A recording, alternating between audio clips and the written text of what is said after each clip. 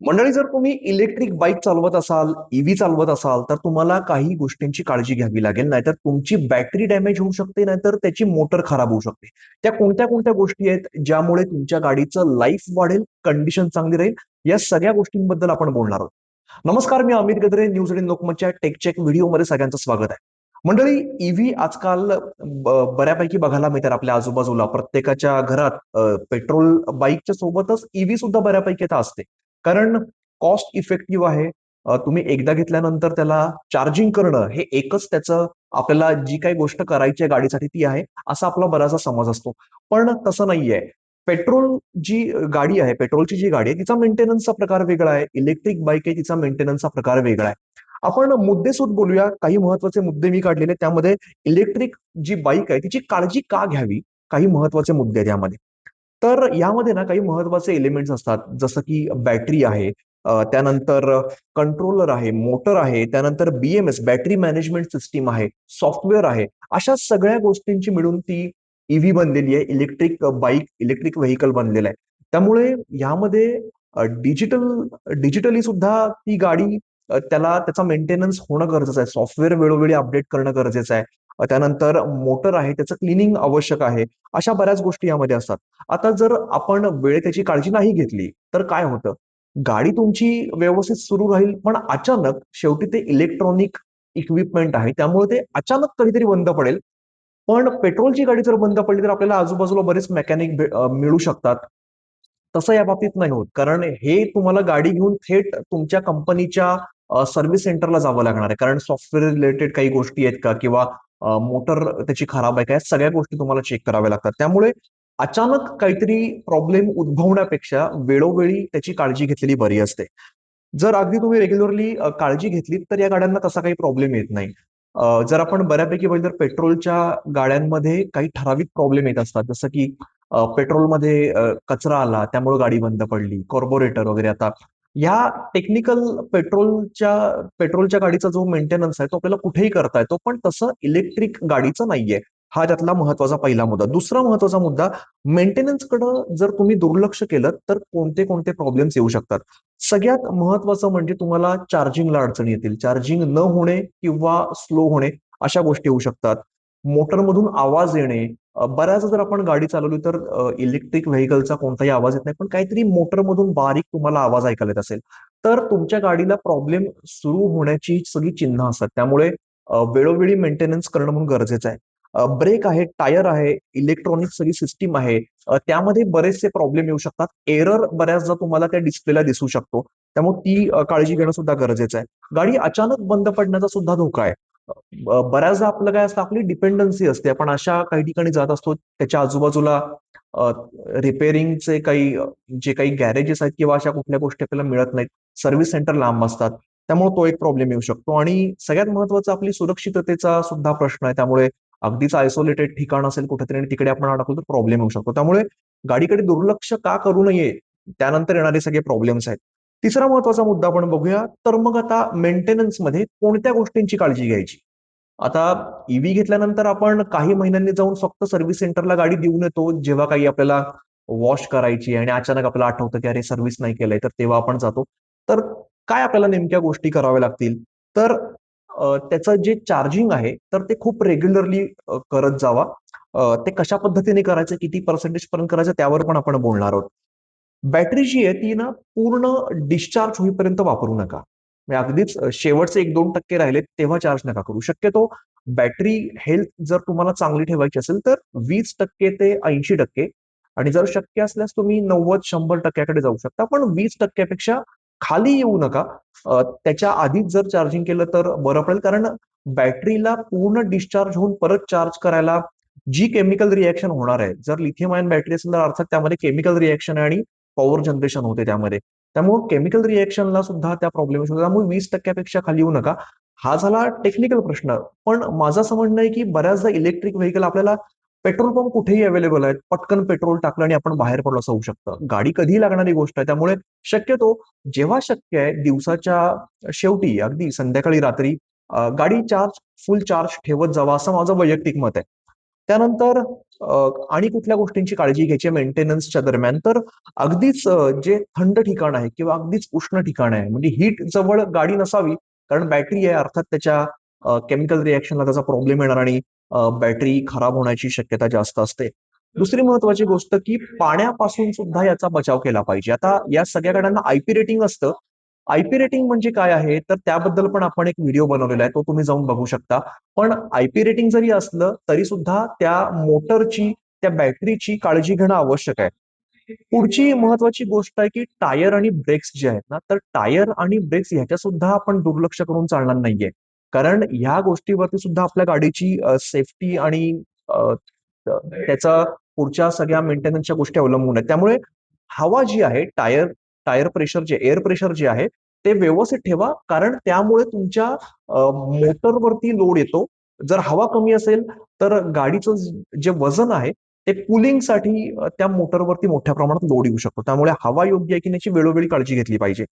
दुसरी महत्वाची गोष्ट, ब्रेक व्यवस्थित काम करतायत का हे सुद्धा बघणं गरजेचं आहे. अर्थात ते सगळ्या गाड्यांमध्ये आपण बघतो. त्यामुळे यामध्ये काय विशेष नाही.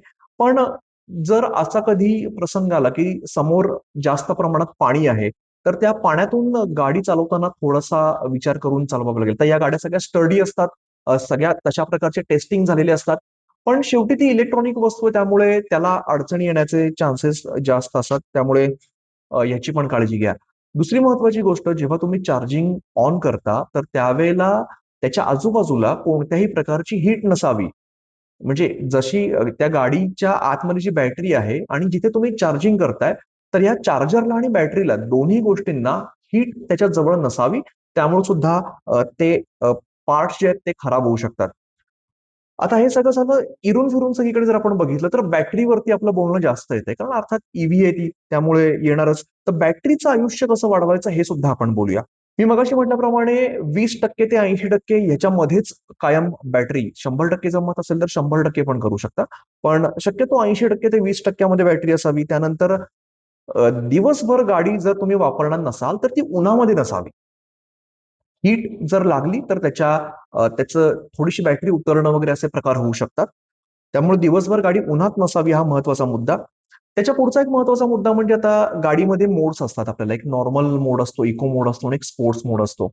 तर त्या गाडीचा जो मोड आहे, तर त्या मोड प्रमाणे तुम्ही गाडी चालवली पाहिजे. विनाकारण जर तुम्ही जास्त ऍक्सलरेट करत असाल, जास्त वेगाने गाडी चालवायचा प्रयत्न करत असाल, तर सगळ्या सिस्टीमवरती त्याचा ताण पडणार आहे. गाडी ही वेगाने पळण्यासाठी नक्कीच बनलेली आहे. तसे टेस्टिंग त्याचे अगदी कठोर त्याच्यावरती सगळ्या गोष्टी करून त्याचं टेस्टिंग झालेलं असतं. तरी सुद्धा आपल्याला गाडी ही कुठली ही लॉंग टर्म साठी आपण बघत असतो. त्यामुळे विनाकारण गाडी फास्ट चालवण्याची गरज नाहीये. जेव्हा गरज असेल तेव्हा स्पोर्ट्स मोडला जाऊन तुम्ही त्याचा फुल परफॉर्मन्स तुम्ही बघू शकता. पण विनाकारण पिकअप वाढवणे, ब्रेक दाबणे यामुळे तुमच्या गाडीची हेल्थ हळूहळू खराब होऊ शकते. ही एक महत्वाची गोष्ट.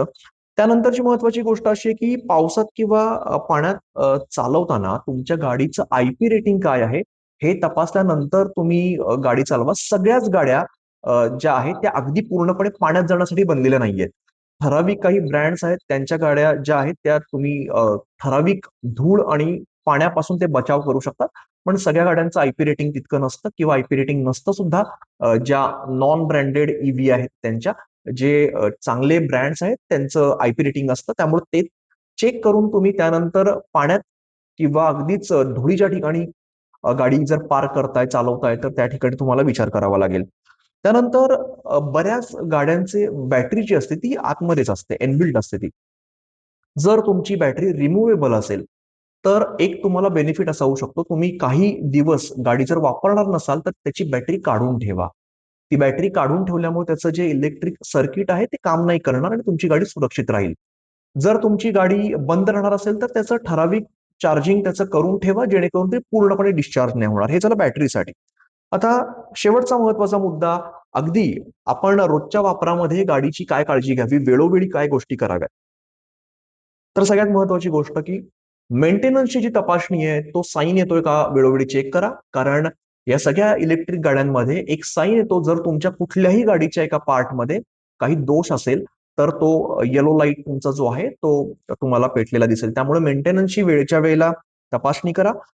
त्यानंतर प्रत्येक आठवड्याला एअर प्रेशर असेल ते चेक करावं. ब्रेक आणि लाईट हे प्रॉपरली इंडिकेटर्स काम करतात का हे अधूनमधून लक्ष असावं.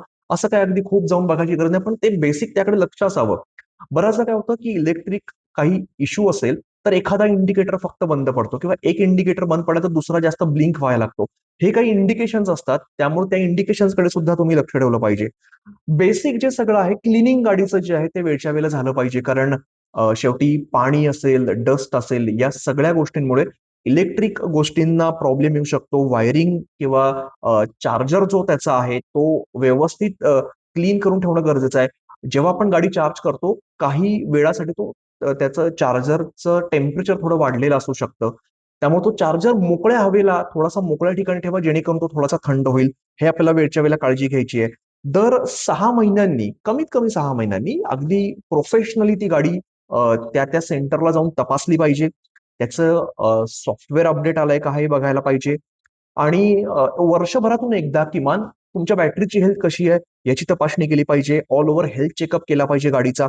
आणि सगळा जो काही परफॉर्मन्स आहे, ब्रेकचे केबल्स आहेत किंवा या सगळ्या गोष्टी वेळच्या वेळेला मोटरची हेल्थ जी आहे ती वेळच्या वेळेला चेक केली पाहिजे. बऱ्याचदा ज्यांच्याकडे इलेक्ट्रिक टू व्हीलर आहे त्यांच्या मोटरला प्रॉब्लेम आला असं आपण बऱ्याचदा ऐकतो. अनेकदा तो मॅन्युफॅक्चरिंग डिफेक्ट असू शकतो किंवा एकदम खड्ड्यामध्ये गाडी अचानक आपटली, अशा वेळेला मोटरला प्रॉब्लेम येऊ शकतो. त्यामुळे त्या बाबतीत सुद्धा लक्ष ठेवून काळजी घेणं गरजेचं आहे. कॉस्ट जर तुम्हाला वाचवायची तर त्या गाडीची काळजी सुद्धा घेतली पाहिजे. पेट्रोल बाईक सारखी तितकी आपण या गाडीची तुलना नाही करू शकत. स्टर्डी असण्याबाबत किंवा कोणत्याही परिस्थितीत काम करण्याबाबत शेवटी इलेक्ट्रिक बाईकचं लिमिटेशन हे आपल्याला जाणून घेतलं पाहिजे. त्यानंतर वेळच्या वेळेला जर हा तुम्ही सगळा मेंटेनन्स केला तर मोठी कॉस्ट जी आहे ती तुमची वाचणार आहे. पेट्रोलचे पैसे जे आहेत ते तुमचे वाचणार आहे. मंडळी, हा व्हिडिओ तुम्हाला कसा वाटला हे नक्की सांगा. आणि अशाच कुठले तुम्हाला व्हिडिओ बघायचे असतील, कुठले विषय असतील तर तुम्ही कमेंट बॉक्समध्ये नक्की सांगू शकता. आणि अशाच माहितीपूर्ण व्हिडिओसाठी पाहत राहा न्यूज 18 लोकमत.